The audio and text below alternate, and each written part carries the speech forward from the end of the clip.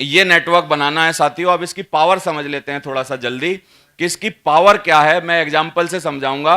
एक बार एक राजा जो हैं वो चेस खेल रहे थे, शतरंज खेल रहे थे, और शतरंज खेलते समय उनको याद आया कि यार ये इतना अच्छा गेम है।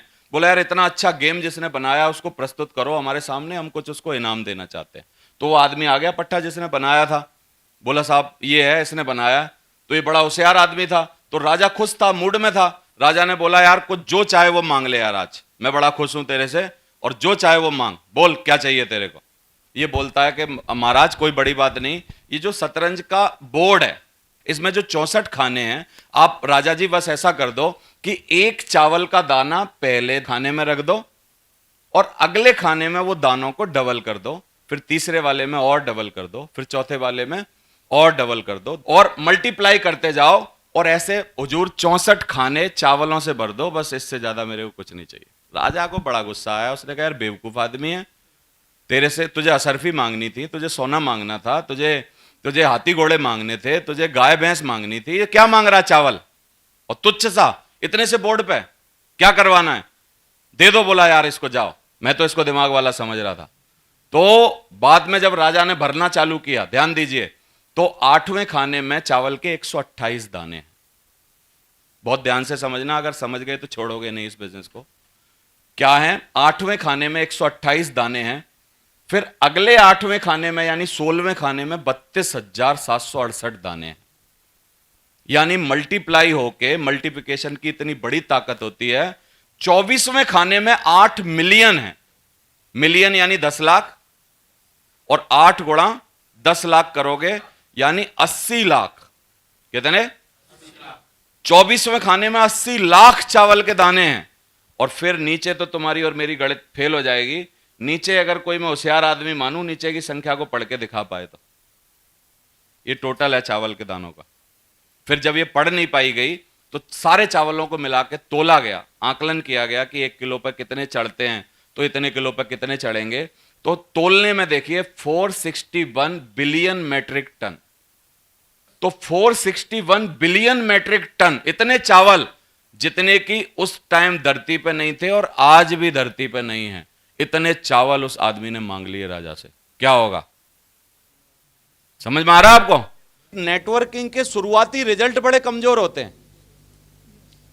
नेटवर्किंग के शुरुआती रिजल्ट इतने कमजोर होते हैं कि पहले 1-2 साल तक तो ये नौकरी से ही कंपैरिजन नहीं कर पाता धंधा।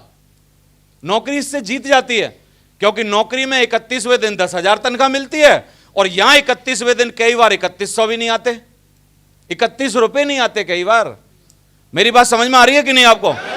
और इसलिए हमारे यहां 90% भगोड़े जो होते हैं वो शुरुआत के 1-1.5 साल में इसको छोड़ के भाग जाते हैं।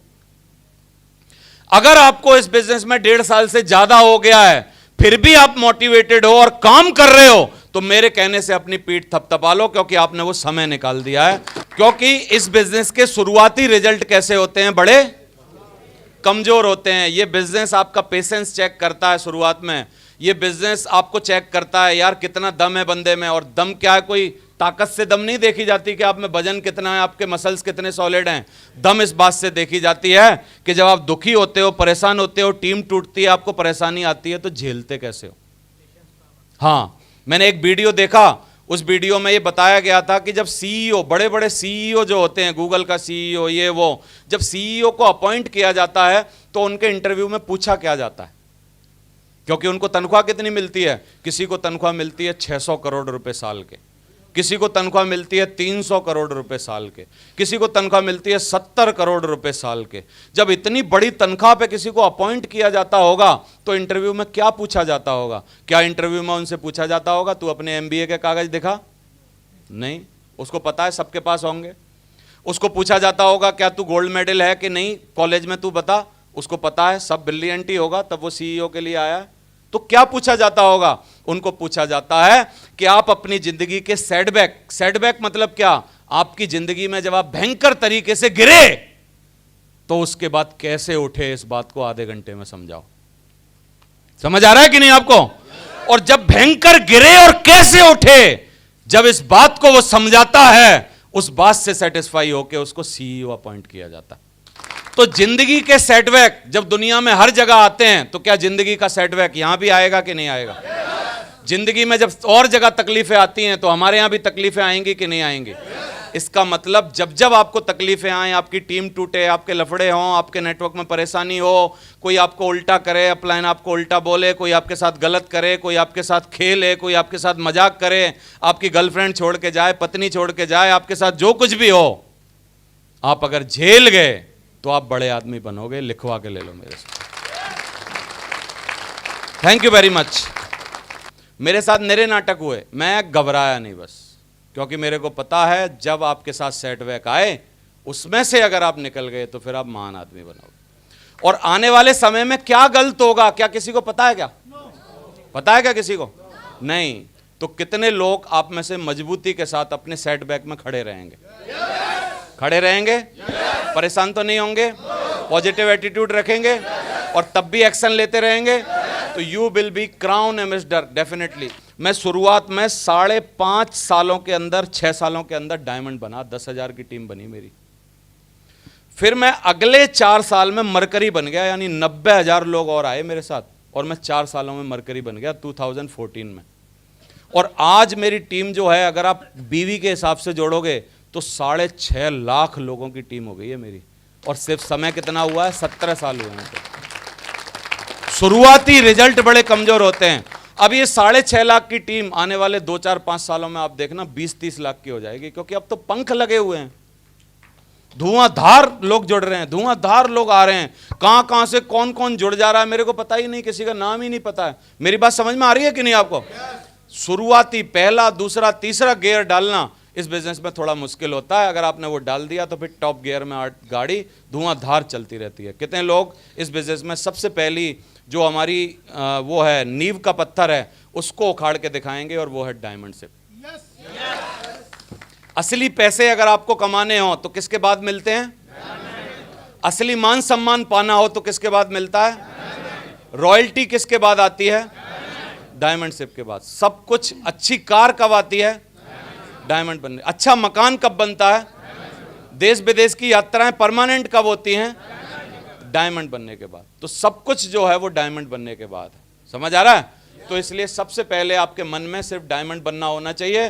दूसरा, लोग बोलते हैं यार आप तो जोड़ते हो, और जोड़ने के काम को हम बड़ा खराब मानते हैं। कोई बोलता अरे लो यार प्रिंसिपल साहब आपने भी जोड़ना चालू कर दिया, तो उनको बोलो भाई साहब, सरकार की तरह, राजनीतिक पार्टियों की तरह और दूसरे तथाकथित जो धर्म के गुरु हैं उनकी तरह तोड़ नहीं रहा, कम से कम जोड़ रहा हूं। और दुनिया के किसी भी क्षेत्र में जोड़ना जो है वो खराब नहीं माना जाता। जब एक लड़का लड़की को पंडित जोड़ता है तो उसको शादी बोलते हैं।